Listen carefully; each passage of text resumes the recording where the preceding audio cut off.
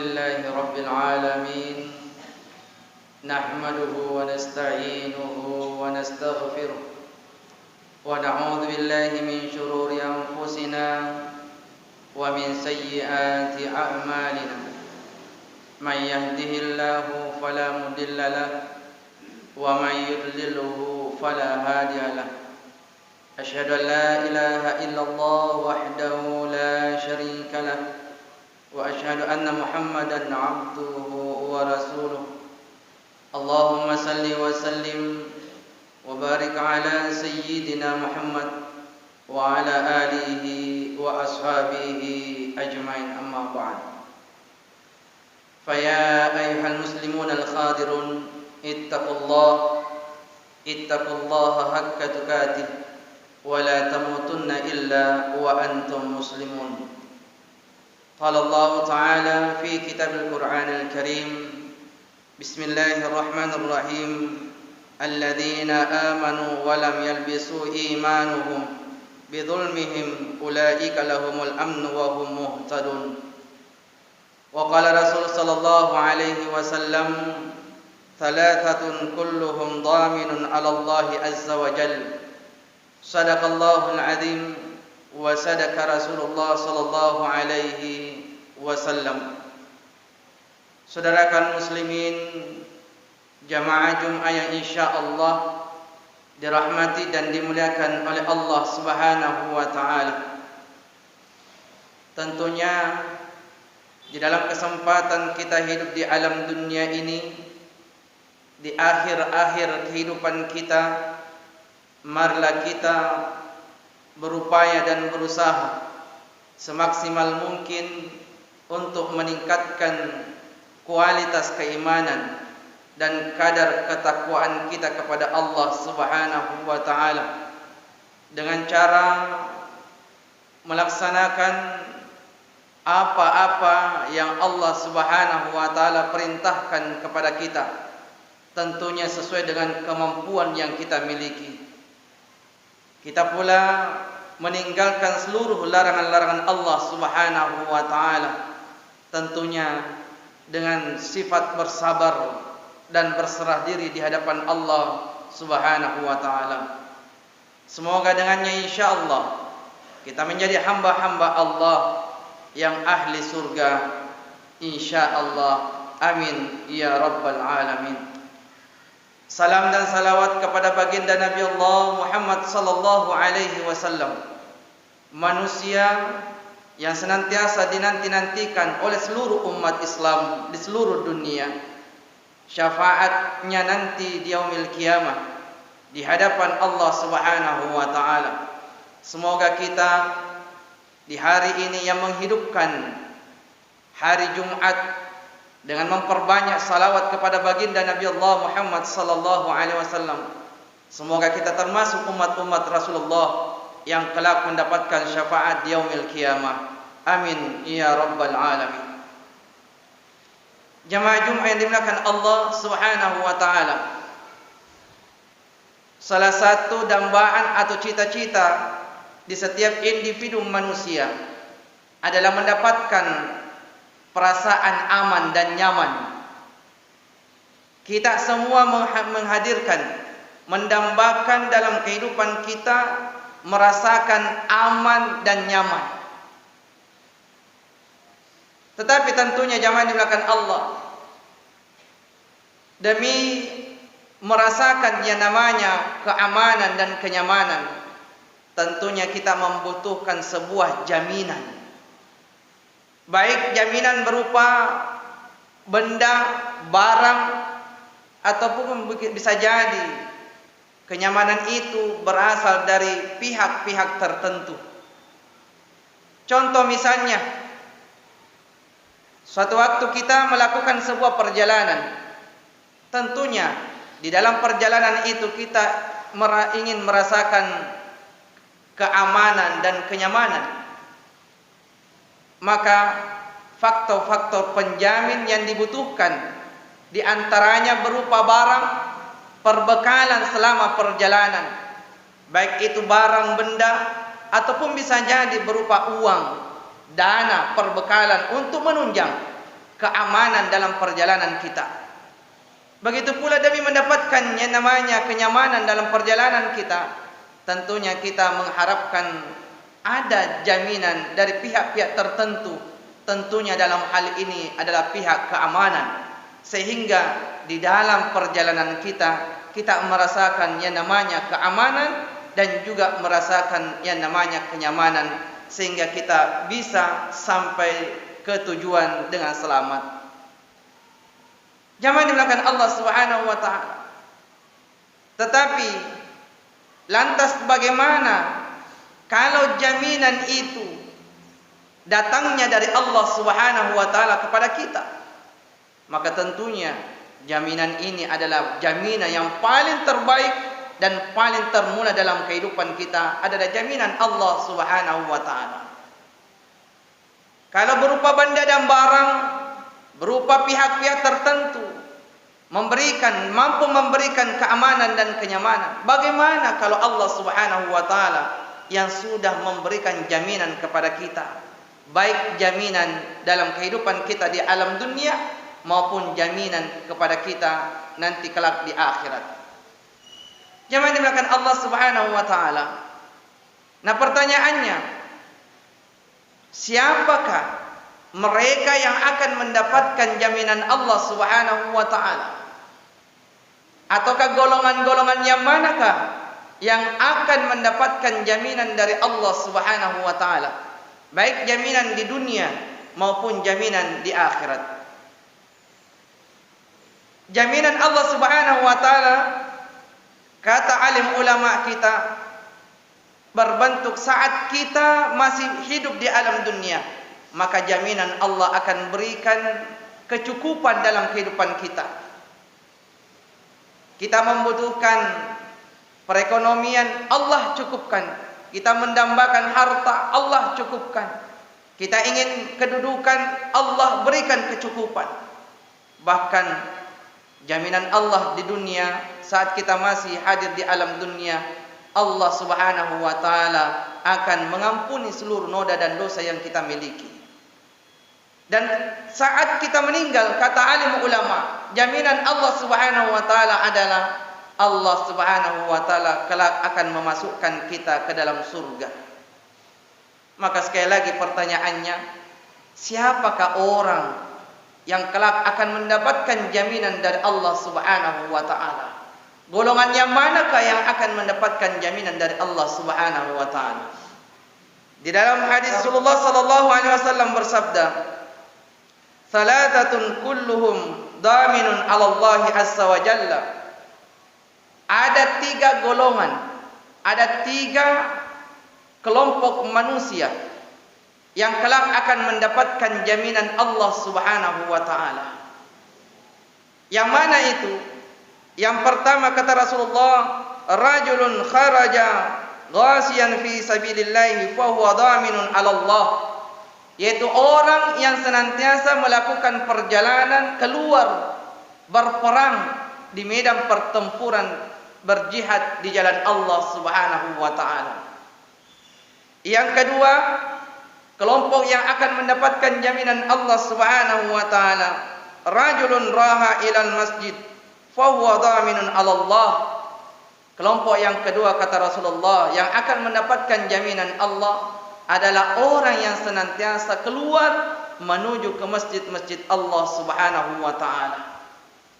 Sementara yang ketiga, kelompok manusia yang akan mendapatkan jaminan dari Allah Subhanahu wa taala, rajulun dakhala baitahu bisalamin fa huwa dhaminun 'ala Allah, adalah kelompok manusia yang senantiasa saat dia masuk ke dalam rumahnya, dia tidak melupakan untuk memberikan salam. Jamaah dimulakan Allah Subhanahu wa taala, sangat sederhana amalan-amalan yang bisa kita lakukan sehingga kita mendapatkan jaminan Allah Subhanahu wa taala dunia wal akhirat.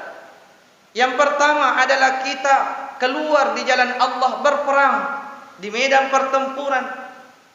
Tetapi di zaman kita sekarang ini, kita sudah merdeka, sudah tidak ada peperangan, akan tetapi jihad fisabilillah tidak hanya sebatas kita bertempur di medan pertempuran, tetapi setiap langkah-langkah menuju kepada untuk menegakkan kalimat Allah Subhanahu wa taala atau untuk menegakkan kemahakuasaan Allah Subhanahu wa taala, maka dihitung kepada kita adalah ibaratkan kita berjihad fi sabilillah.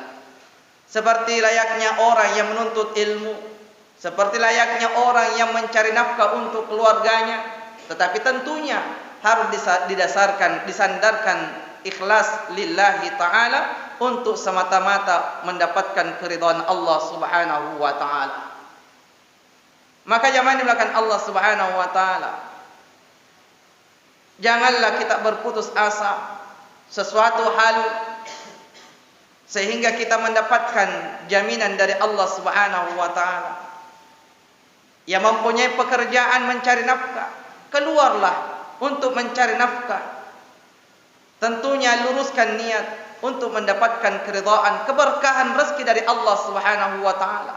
Selama perjalanan kita itu dihitung oleh Allah kita berjihad fi sabilillah, maka kata Rasulullah sallallahu alaihi wasallam, orang ini selama perjalanannya akan mendapatkan jaminan dari Allah Subhanahu wa taala.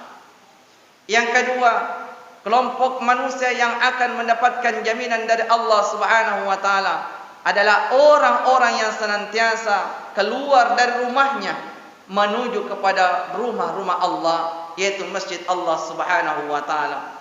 Sebagaimana sekarang ini kita lakukan, kita keluar, kita tinggalkan rumah kita tinggalkan seluruh perkara-perkara dunia, kita tinggalkan seluruh pekerjaan-pekerjaan kita tinggalkan keluarga kita untuk menuju kepada rumah-rumah Allah, masjid-masjid Allah Subhanahu wa taala.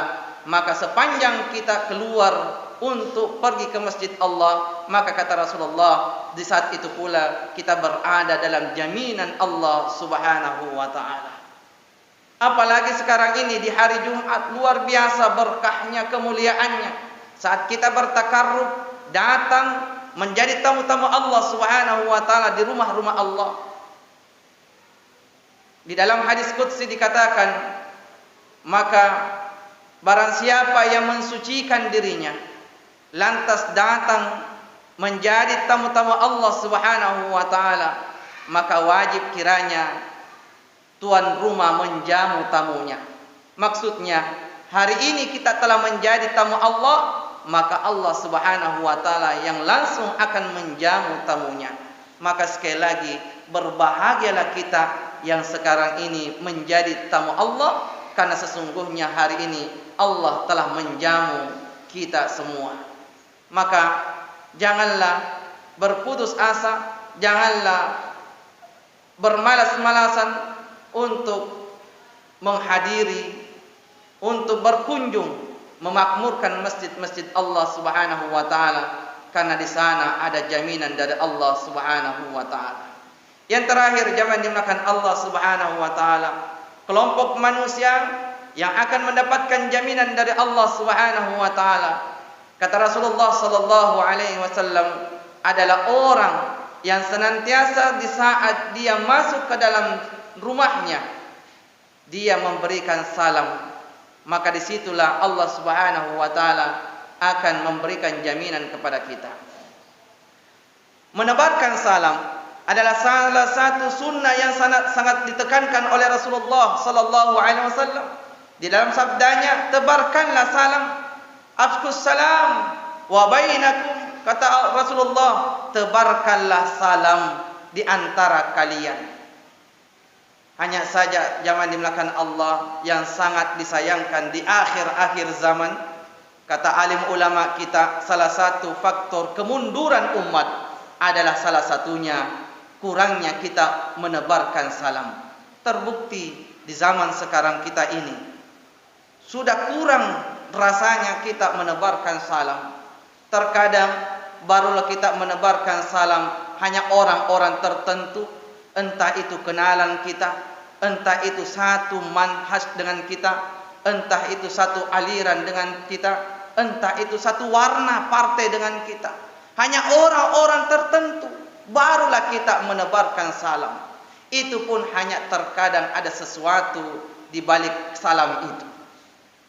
Pada Rasulullah sallallahu alaihi wasallam sangat menekankan tebarkanlah salam. Maka saat kita menebarkan salam, maka disitulah Allah Subhanahu wa taala akan berikan jaminan kepada kita.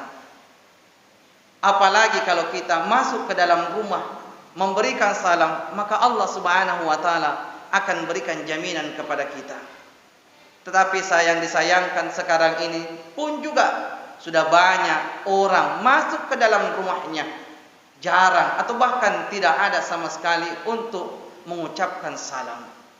Jangankan ada orang di dalam rumah, tidak ada orang saja di dalam rumah, kita dianjurkan untuk memberikan salam. Hanya saja kalimat salamnya bukan Assalamualaikum warahmatullah, tetapi kata Rasulullah, kalau engkau mengunjungi sebuah tempat yang mana tidak ada penghuni di dalamnya, saat engkau masuk ke dalamnya, berikanlah salam dengan mengucapkan Assalamu alayna wa ala ibadillahi shalihin. Suatu ketika ada sahabat yang datang kepada Rasulullah sallallahu alaihi wasallam mengadukan kondisi perekonomiannya. Dia sangat miskin, terlilit hutang. Maka kata Rasulullah sallallahu alaihi wasallam, "Pulanglah ke rumahmu." Rasulullah berpesan, amalkan setiap engkau masuk ke dalam rumahmu, bacalah Assalamualaikum warahmatullah. Kalau tidak ada orang, bacalah Assalamu alayna wa ala ibadillahi shalihin.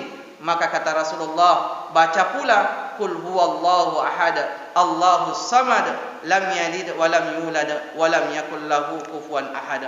Kata Rasulullah, kalau engkau bacakan pada waktu engkau masuk ke dalam rumahmu Assalamualaikum dan membaca surah Al-Ikhlas, maka insya-Allah Allah akan bukakan pintu rezeki. Sahabat ini saat dia mendengarkan amalan yang diberikan oleh Rasulullah, maka pada waktu itu dia mengamalkan apa yang diberikan oleh Rasulullah. Maka dengan izin Allah Subhanahu wa taala, sahabat yang tadinya perekonomiannya sangat terbatas, dengan amalan itu diberikan kelimpahan rezeki oleh Allah Subhanahu wa taala, dicukupkan oleh Allah Subhanahu wa taala. Karena memang kata Rasulullah sallallahu alaihi wasallam, salah satu di antara kelompok orang yang akan mendapatkan jaminan dari Allah adalah saat dia masuk ke dalam rumahnya, dia tidak melupakan membaca salam. Semoga insya-Allah 3 amalan ini, 3 karakter kelompok ini, minimal salah satunya kita mampu mengamalkannya,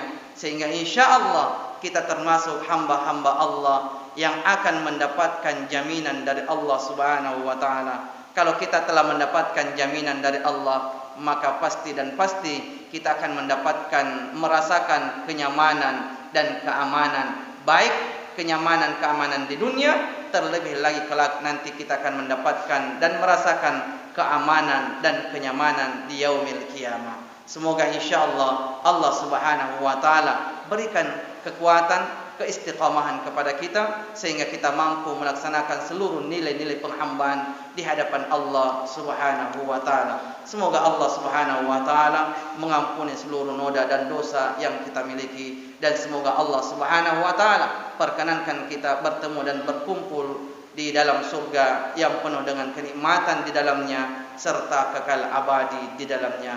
Amin amin ya rabbal alamin. Barakallahu li wa lakum fil Qur'anil azim wa nafa'na wa iyyakum bima minal ayati wa dzikril hakim wa taqabbala minna wa minkum tilawatahu innahu huwas samiul alim.